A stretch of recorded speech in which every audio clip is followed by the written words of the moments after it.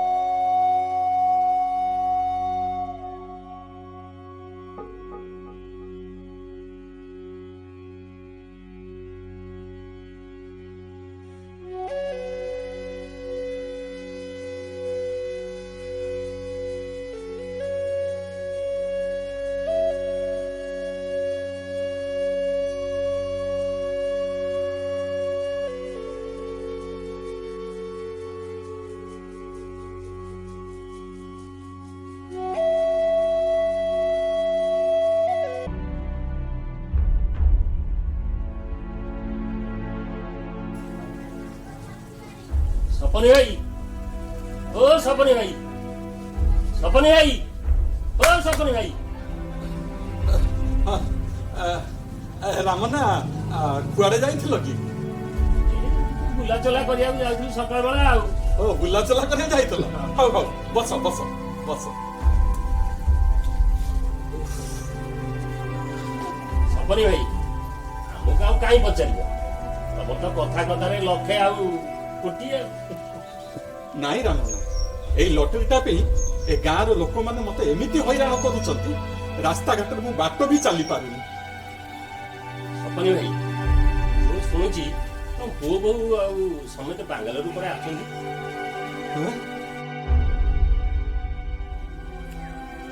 ସପନେ ଭାଇ ଏଇଟା ତ ପଇସା ଆସୁଛି ନ ଆସିବା ଲୋକ ତ ଆସିବେ ଆଉ ହଉ ସପନେ ଭାଇ ନମସ୍କାର ଆସୁଛି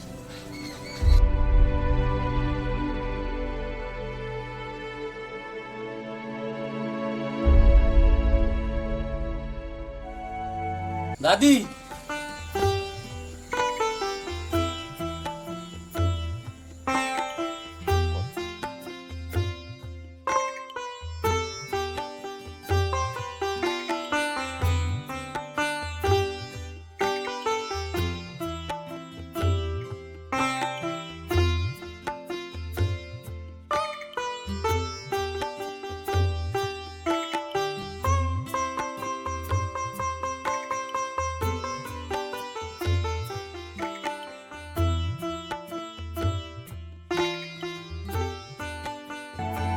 दादी ए भाई भाउज ए भाई नमस्कार भाउज नमस्कार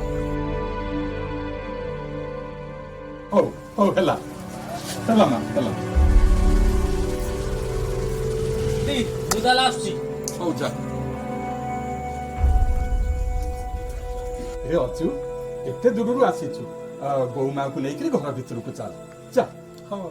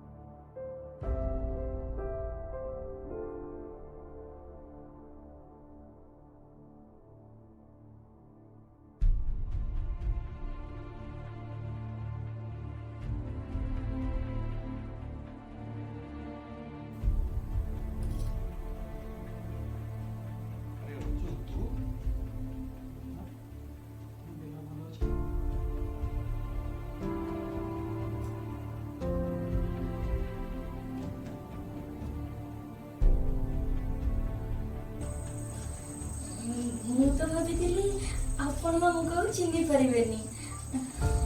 କେମିତି ଚିହ୍ନି ପାରିବିନି ବୋହୁ?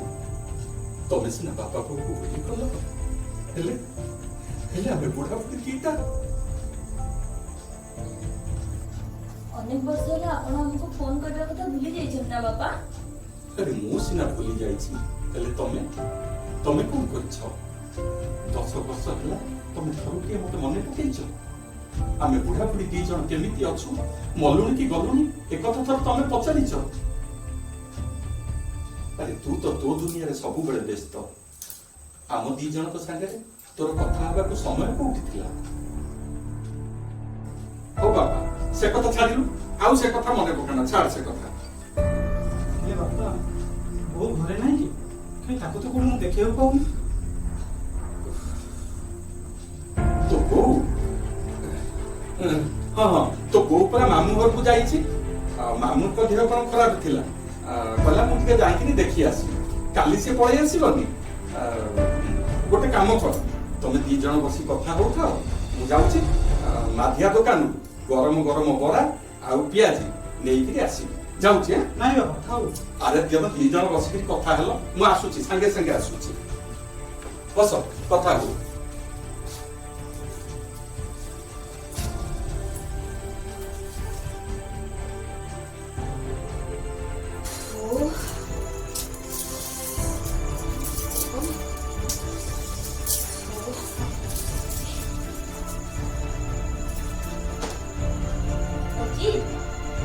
ଅଜି, କଣ କରୁଛ?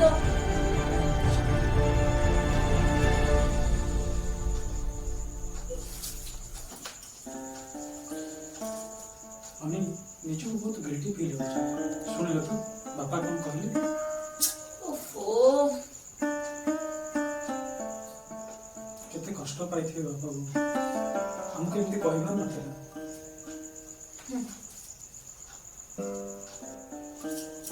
ଏଇଟା ଭାବ ବିହଳର ସମୟ ନୁହେଁ, ଆମର ଉଦ୍ଦେଶ୍ୟ କିଛି ଅଲଗା। ତମେ ବୋଧେ ଭୁଲି ଯାଉଛ। ହଁ?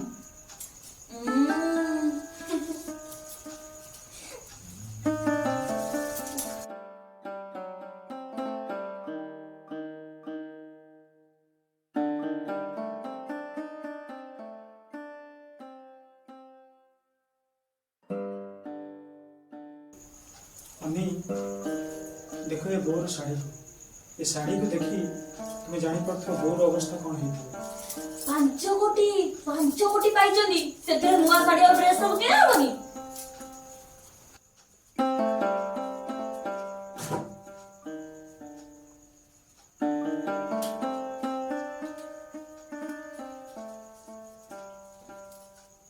एते दिन पर आम घर को आसिले जे बापा बों किसी भी आनी पारे।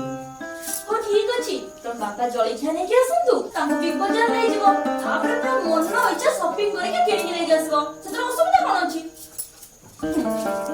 बापा को देखला पर मते निजको जमा भल लागे। Don't be emotional. ଶୁଣ, ଆମକୁ ଆମ ଲକ୍ଷ୍ୟ ପଥରେ ପହଞ୍ଚିବାକୁ ପଡିବ। ଶୁଣ, ମୋ କଥା ମାନ, ଆଜି ସବୁ କଥା ତମ ବାପାଙ୍କୁ ଜଣାଇ ଦିଅ, ବୁଝିଲ? How I will try. Aju, Aju, आज्ञा बापा।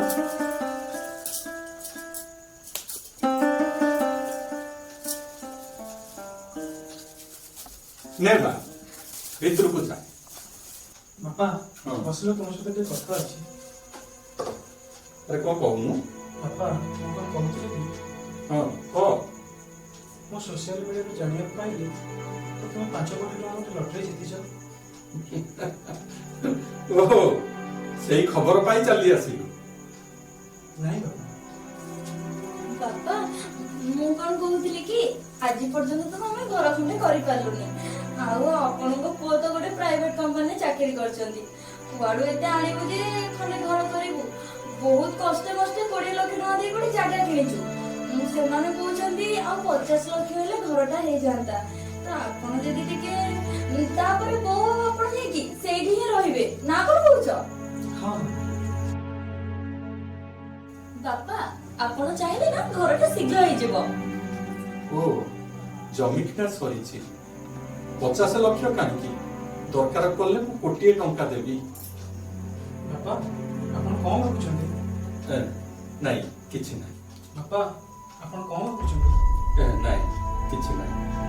ବାପା ଆପଣ ଟଙ୍କା ପାଇସାରିଲେଣି? ଟଙ୍କା ଆରେ ତୁ ଏତେ ବ୍ୟସ୍ତ କାହିଁକି ହଉଛୁ? ତୁ ତ ଆଜି ଆସିଲୁ, ଆଉ 2-4 ଦିନ ଯାଉ ଆମେ ସେ ବିଷୟରେ କଥା ହବାନି ହେଲା? ଦେଖ ତାକୁ ନେଇକି ଘରକୁ ଯା, ପଛରେ କଥା ହବା। ଯା।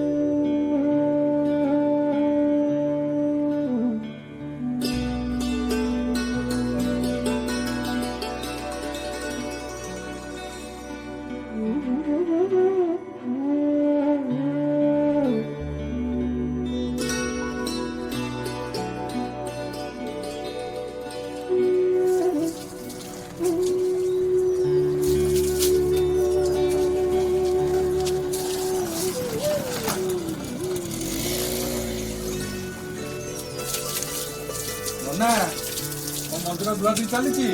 ହଁ ଚାଲିଛି ମାଙ୍କର ବାର୍ଷିକ ଉତ୍ସବ। ଆଉ ସବୁ ଭଲ ତ? ସେମିତି ଆଉ ମାଙ୍କ ଦୟା। ହଉ ହଉ ହଉ ନନା ଯାଉଛି।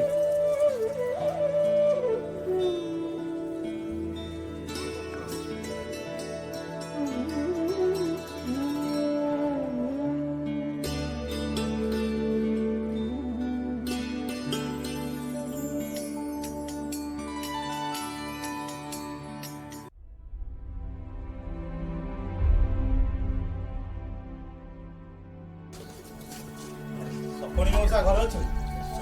ଏଇଠି ବସିଛନ୍ତି ଜାଣିପାରୁନ? ବୁଝିଲ ନା ବିଜୟ ଭାଇ, ତମକୁ ଭଲସେ ଆଉ ଦେଖାଯାଉ ଖରାରେ ଆସିଲେ ସେଥିପାଇଁ ଦେଖାଯାଉନି ଆଉ।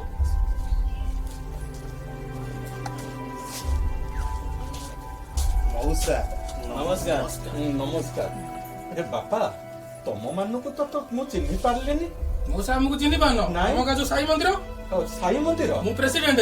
ଆଚ୍ଛା ଆଚ୍ଛା ମୋ ନାଁ ଗୁଲୁ ନନ୍ଦୀ। ଆଚ୍ଛା। ମଉସା ମୁଁ ସେକ୍ରେଟାରୀ। ସେକ୍ରେଟାରୀ? ହଉ ମୋ ନାଁ ବିଜୟ ମହାପାତ୍ର। ଆଚ୍ଛା। ଜାଣିପାରିଲ ତ? ଆଚ୍ଛା ମଉସା ମୁଁ କ୍ୟାସିୟର, ହଉ ମୋ ନାଁ ସନ୍ତୋଷ ସାମଲ। ହଉ ହଉ। ଆରେ ବାପା, ମୁଁ ତମର କି ସେବା କରିପାରିବି? ମଉସା ଆପଣ ଚାହିଁଲେ ସବୁ କିଛି କରିପାରିବେ। ମୁଁ ସାଇ ମନ୍ଦିରର ନ୍ୟୁଟ୍ରାଲଟା ପଡ଼ିଯାଇଛି, ଆଉ ହାତେ ଉଠି ପାରୁନି। ହେଲେ ମୁଁ କଣ କରିବି? ମଉସା ଆପଣ ଚାହିଁଲେ ସବୁ କରିପାରିବେ। ଆମ ସାଇ ମନ୍ଦିରକୁ ଆପଣ ଛିଡା କରିଦେଇ ପାରିବେ। ମୁଁ ଆଜ୍ଞା। ମନ୍ଦିର ପାଇଁ ମୋ ଘରେ ପାଦ ଦେଇଛ, ଏଇଟା ବହୁତ ବଡ଼ କଥା। ଆଉ ମୁଁ ଟିକେ ଈଶ୍ୱର ବିଶ୍ୱାସୀ ଲୋକ, ଭଗବାନଙ୍କୁ ବହୁତ ମାନେ। ଆପଣମାନେ ଏଇଠି ଟିକେ ଅପେକ୍ଷା କରନ୍ତୁ, ମୁଁ ଘରୁ ଆସୁଛି। ମୁଁ ଜାଣିଥିଲି ଆମ କାମଟା ବ୍ୟର୍ଥ ଯିବନି। ଦେଖୁଛ ମଉସା ଆମ ପାଟିରୁ କଥା ନ ବାହାରୁନି କହିଲେ କେନ୍ତା ପାଇଁ। ଆଉ ମୁଁ ଭାବୁଛି ମଉସା ବୋଧେ 10-15 ଲକ୍ଷ ଘରୁ ଆଣିକି ଆସିବେ। ଦେଖ ମଉସା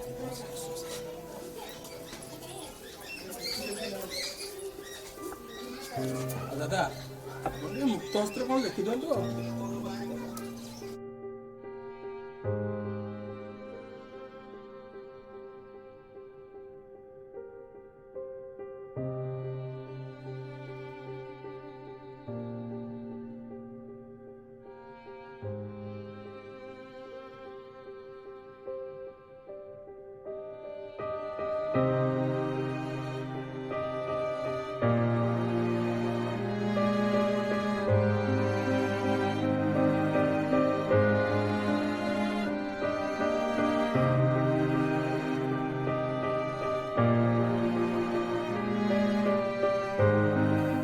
ମଉସା ଇଏ କଣ?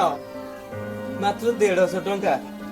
ହୟ ମଉସା, ତମେ ଲଟେରୀରେ 5 କୋଟି ଟଙ୍କା ପାଇଛ, ଆଉ ଇଏ କଣ? ଏ ବାପା, ମୁଁ କଣ ପଇସା ପାଇଲିଣି? ହଉ ହେଲା, ପାଇଲା କଣ ଦେଇଦବ ଆଉ କଣ।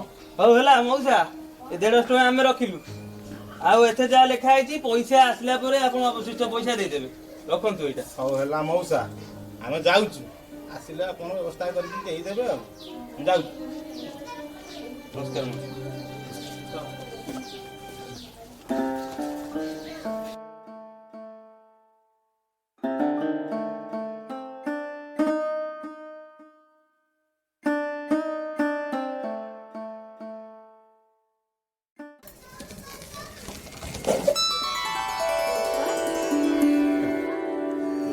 ମିତା ହଉ ହଉ ହ୍ୟାଲୋ ହ୍ୟାଲୋ ହ୍ୟାଲୋ ମା ତୁ ଏମିତି କ'ଣ ହଠାତ୍ କିନା ଚାଲି ଆସିଲୁ କିଛି କାମ ଥିଲା କି? ନାଇଁ ବାପା ତମ କଥା ଆଉ ବୋଉ କଥା ବହୁତ ମନେ ପଡିଲା ତ ସେଥିପାଇଁ ଦେଖିବାକୁ ଚାଲି ଆସିଲି। ହଉ ହେଲା ଚାଲ ଭିତରକୁ ଚାଲ।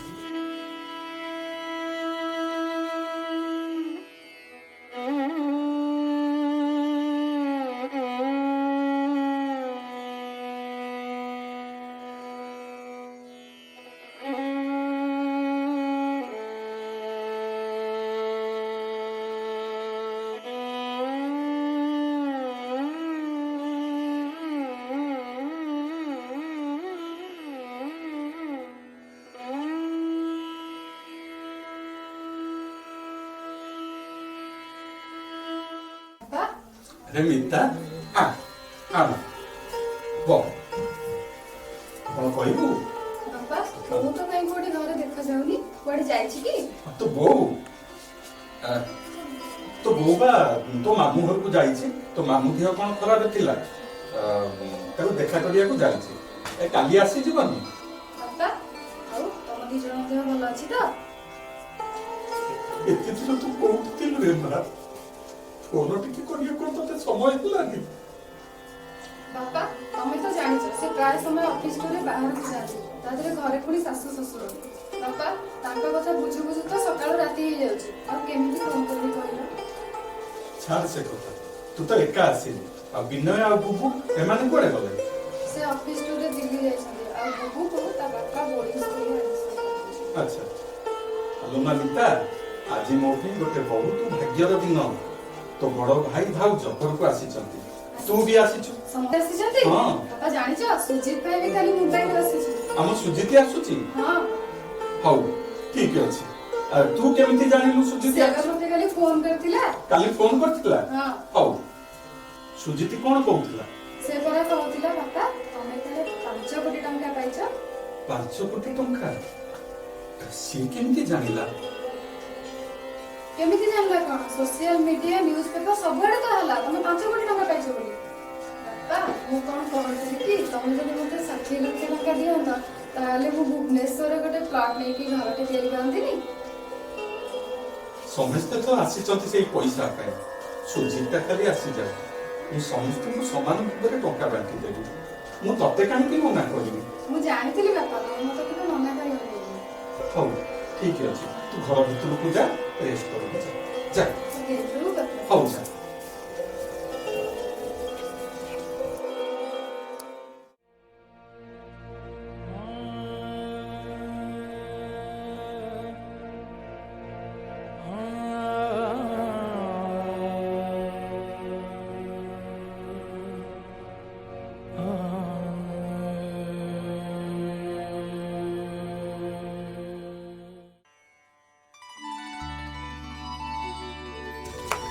ଜେଜେ ଜେଜେ ଆରେ କ'ଣ ହେଲା? ଆସୁ ନା କ'ଣ ହେଇଛି କହୁନୁ? ଶ୍ୱାସ ଟିକେ। ଆରେ କହ କ'ଣ ହେଇଛି? ଆମ ଦାଦା ଆସିଛନ୍ତି। ଦାଦା? କୋଉ ଦାଦା? ଆମ ସେ ଦାଦା। କୋଉ ଦାଦା କହୁନୁ? ଆରେ ଆମ ସୁଜି ଦାଦା ବା। ମୁଁ ସୁଜିତି ଆସିଛି? ହଁ ହଉ ହଉ ହଉ ତୁ ଯା ଯା ତୁ। ସୁଜିତି ଆସିଛି, ମୋ ପୁଅ ସୁଜିତି ଆସିଛି। अरे सुजीत बापा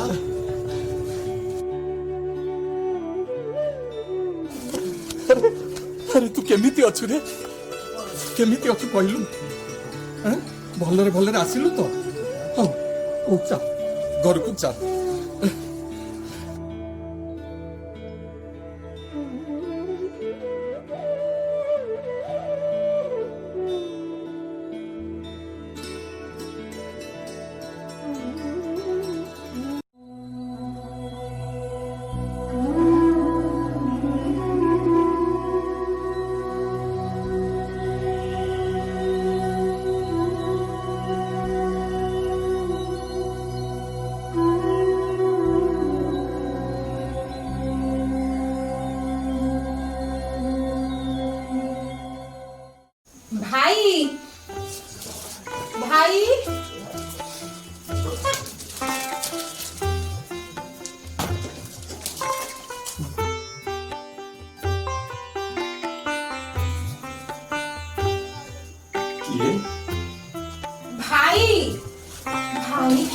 ଇଲୋ ଭାଇଲୋ ଭାଇ ଇଏ ଏଇଠି ଓଳିକି ହଉଛି ନା ହଉ ଏଇଠି ଓଳିକି ହଉ ଦେଲା ଦେଲା ଇଲୋ ଭାଇ ଇଲୋ ତମେ ଏମିତି କଣ ଝଡି ଗଲଣି ଏ ଭାଇ ତମେ ଖିଆ ପିଆ ଠିକ ସେ କରୁନ ନା ଅନ୍ୟ ଲୋକଙ୍କୁ କେମିତି ଶୁଖିକି କଳା କାଠ ପଡି ଗଲଣି ପୁରା ଆରେ ଆଉ କଣ ସେ ବୟସ ଅଛି ଯେ ଚେହେରା ଠିକ ରହିବ ବସିଲୁ ତୁ କହ ହଁ ତମେ ବସ ହଁ, ହଁ।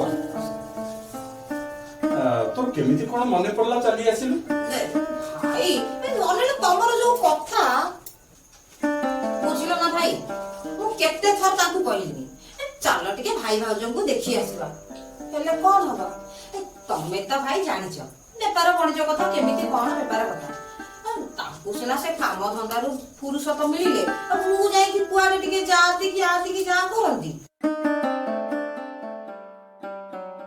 ଏମିତି ଅନେଇଲ ଭାଇ ଆମ ପୁପୁନୁ ବା ପୁନୁ ବୋଲେ ତମ ଭଣଜା ଆମ ପୁପୁନୁ ନୁହଁ ଏଥର ମେଡିକାଲ ପାଇଛି ଏଇଠି ଗୋଟେ କଣ ସେ ସିଲେକ୍ସନ ସେଇଟା ହେଇଯାଇଛି ଆଉ ରହିଲା ସେ ଯୋଉ ଆଡମିସନଟା ସେଇଟା ପରା ହେଇନି ଆଉ ମୁଁ କଣ ଭାବିଲି ଏଥର ଯାଏ ଟିକେ ମୋ ଭାଇ ଆଉ ନୂଆ ବୋହୂକୁ ଟିକେ ଦେଖା କରିଦେଇକି ଆସେ ଆଉ ଓ ଏତେ ଦିନ ପରେ ଆସିଛୁ ଭାଇ ଭାଉଜ ମଲେ କି ହଜିଲେ ଏଇଟା ଦେଖିବାକୁ ଆସିଛୁ ଆଉ କଣ ଅନେଲ ଭାଇ ତମର ଯୋଉ ଏଇ କଥା ନା ମତେ ଭାରି ବାଧିଯାଏ ନାଇଁ ମୋ ଭାଇ ଅନେଲ ଆଜିକାଲି କଣ ମୋର ଆଉ ଇଏ ନିଆଁ ଲଗା ଦେହ କଣ ଭଲ ରହୁଛି କାହିଁ କଣ ହେଇଛି କଣ ହବ ସବୁବେଳେ ବା ସେଇ ଗ୍ୟାସ ବୋଲି ଆଉ ଏ କେତେବେଳେ ଅଣ୍ଟା ବିନ୍ଧା କେତେବେଳେ ଗୋଡ ବିନ୍ଧା କେତେବେଳେ ମୁଣ୍ଡ ବିନ୍ଧା ସବୁବେଳେ ବା ଖାଲି ଟଙ୍କା ଗୁରା ସବୁ ପୁଳା ଖାଲି ସେଇ ଇଞ୍ଜେକ୍ସନ ଆଉ ମେଡିସିନ ଏଇଥିରେ ଖାଲି ମୋର ବହିଗଲା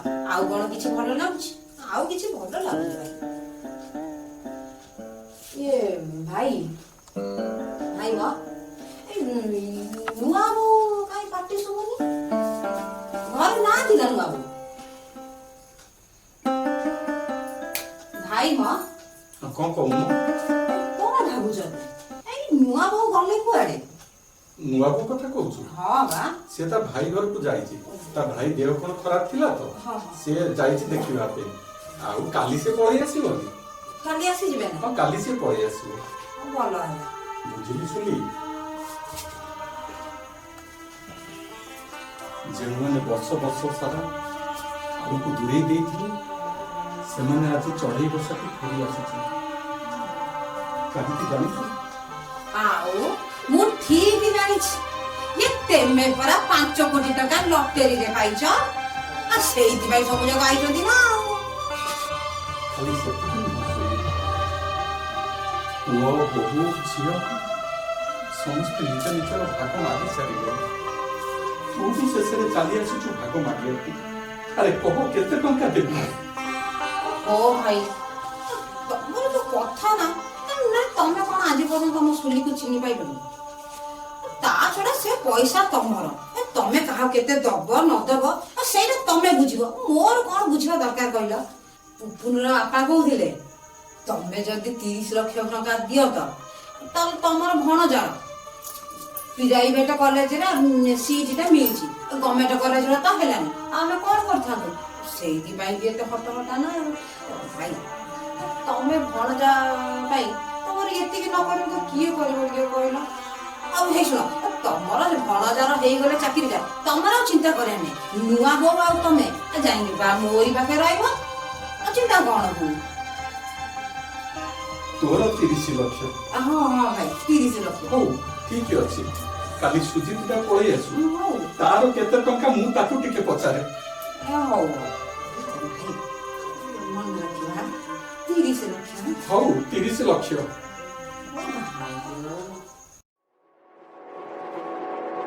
ବୋଉ ବାପା କିଏ ସେ କିଏ ଡାକୁଛ ବା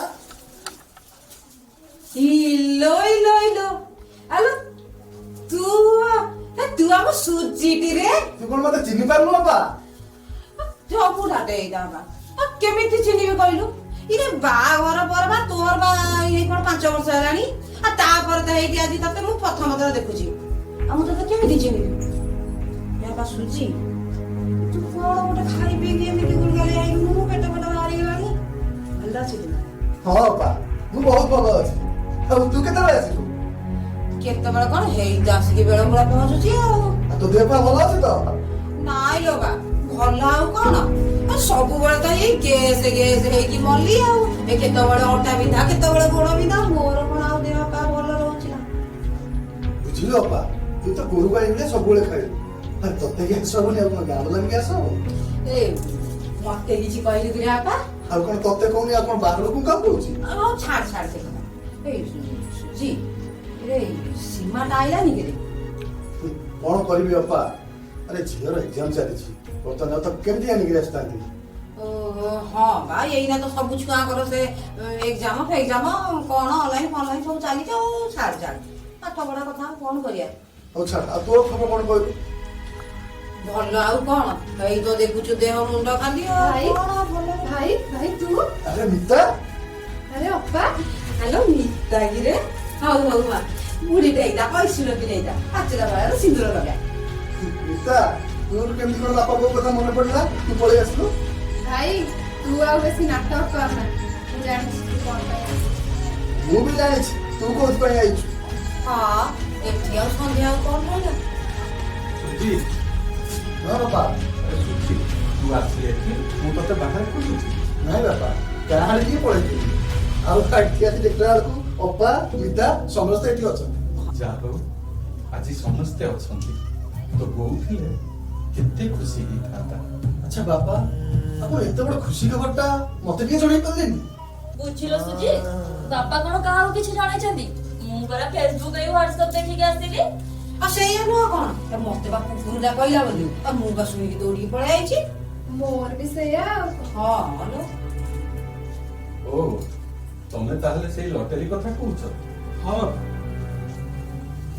ହଉ, ଠିକ ଅଛି। ନାଇଁ ବାପା, ମୋର ସେ ଲଟେରୀ ଫଟେରୀ କିଛି ଦରକାର ନାହିଁ। ବାପା କଥା କଣ କି, ମୁଁ ବ୍ୟାଙ୍କ ଫାଇନାନ୍ସ କରି ବମ୍ବେରେ ଗୋଟେ ଫ୍ଲାଟ୍ କିଣି ଦେଇଛି। ତାହେଲେ 60 ଲକ୍ଷ ଟଙ୍କା ଦରକାର। ବାପା, ମୁଁ କହୁଥିଲି ତମେ ଯଦି ମତେ ସେ 60 ଲକ୍ଷ ଟଙ୍କା ଦେଇଦିଅନ୍ତ ମୋ କାମଟା ହେଇଯାନ୍ତା। ଆଉ ସୀମା କହୁଥିଲା ତମେ ଆଉ ବୋଉ ଯାଇ ଆମ ପାଖରେ ରହନ୍ତୁ। ରୁହ ସୁଜିତ, ଆମେ ଆରମ୍ଭ କରିଛୁ ବାପା ବୋଉ ଆମ ପାଖରେ ରହିବେ। ମାନେ କାହିଁକି ବାପା ବୋଉ କାହିଁ ମୋ ପାଖରେ ରହିବେନି? ମୁଁ ତାଙ୍କ ସେବା କରିଛି। ଆମେ କଣ ବାପା ବୋଉଙ୍କର ସେବା କରିପାରିବୁନି? ତୁ ଏକୁଟିଆ ହେଇଛୁ ବାପା ବୋଉଙ୍କ ସେବା କରିବା ପାଇଁ?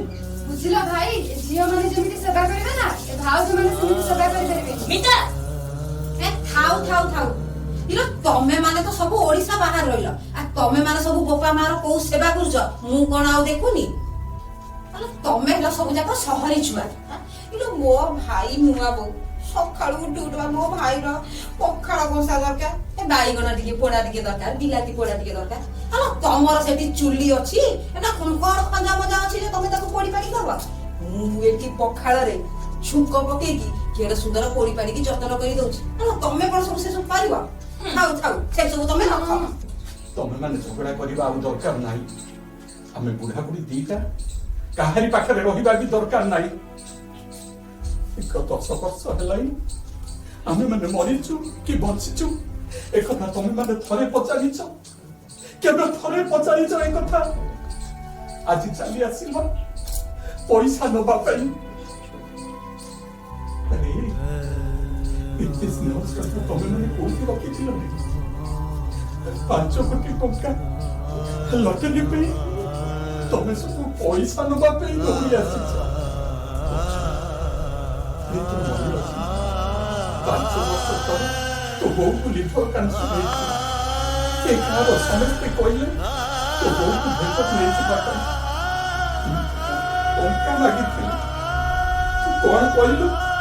ଆରେ ତୁ କଣ କହିଲୁ ଜାଣିଛୁ?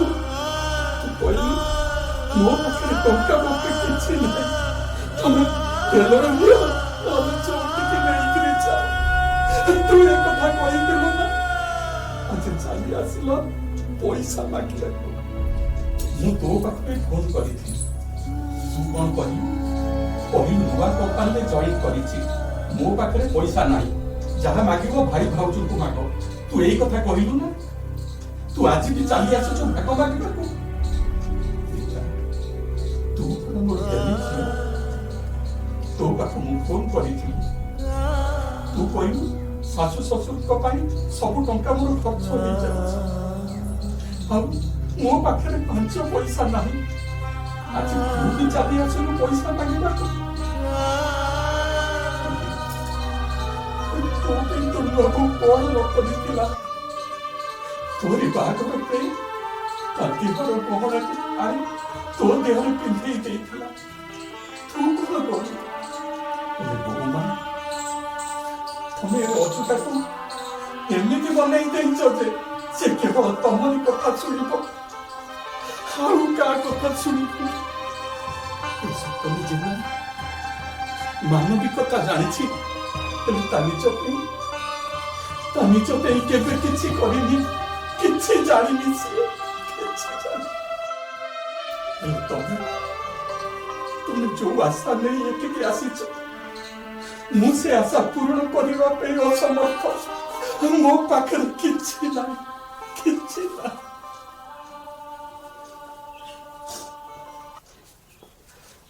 ମୋ ନାଁରେ 5 କୋଟି ଟଙ୍କା ଲଟେରୀ ଉଠିବାଟା ସମ୍ପୂର୍ଣ୍ଣ ମିଛ।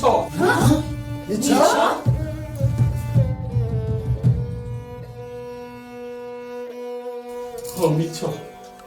ତମ ମାନଙ୍କୁ ଶେଷ ଥର ପାଇଁ ଆଖି ପୁରେଇ ଦେଖିବ ବୋଲି,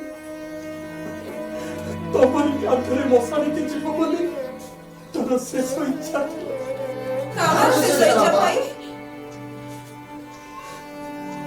ତମରି ପୁଅର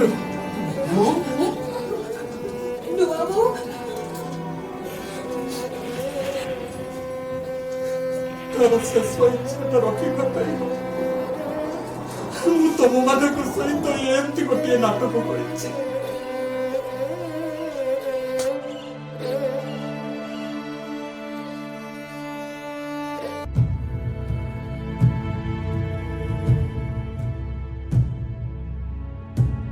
ବାପା କିଏ ତମ ମାନଙ୍କର ପୁଅ। ତମେ ମାନେ କେହି ଛୁଇଁପାରିବନି, ତମେ ମାନେ କେହି ଛୁଇଁପାରିବନି। 5 ବର୍ଷ କାଳ ଜୀବନ ସହିତ ସଂଗ୍ରାମ କରି ସିଏ ଆଜି ହାରିଗଲା।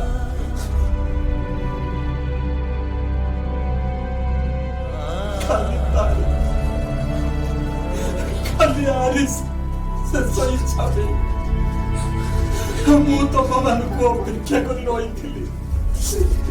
ତମେ କୋଉଦିନ ଆସିବ ମୁଁ ଅପେକ୍ଷା କରି ରହିଥିଲି। ଏ ସାଥୀ ଉଠ, ଉଠ ସାଥୀ ଉଠ। ତମ ପୁଅ ମାନଙ୍କୁ ଥରେ ଦେଖ, ସେମାନେ ପୁରା ତମ ପାଖରେ ଆସୁଛନ୍ତି। ଉଠ ସାଥୀ ଉଠ, ସାଥୀ ଉଠ, ସାଥୀ ଉଠ। ସେମାନେ ତମକୁ ଦେଖିବାକୁ ଆସିଲା, ସେମାନେ ପରା ଟଙ୍କାକୁ ନବାକୁ ଆସିଲା। ଉଠ ସାଥୀ, ଥରେ ତମ ପୁଅ ବୋଉ ମାନଙ୍କୁ ଦେଖ।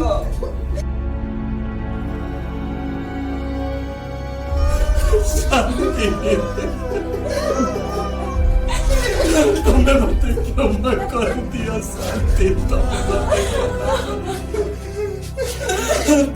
ମତେ କ୍ଷମା ମୃତ୍ୟୁ, ତମେ ମତେ କୋଳାଇ ଦିଅ।